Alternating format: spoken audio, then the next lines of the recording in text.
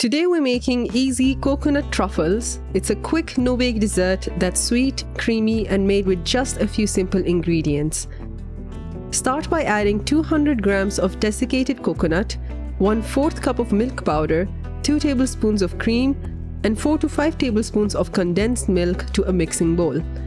Stir everything together until a shaggy mixture forms. The texture you're looking for is one that holds together when squeezed in your hand.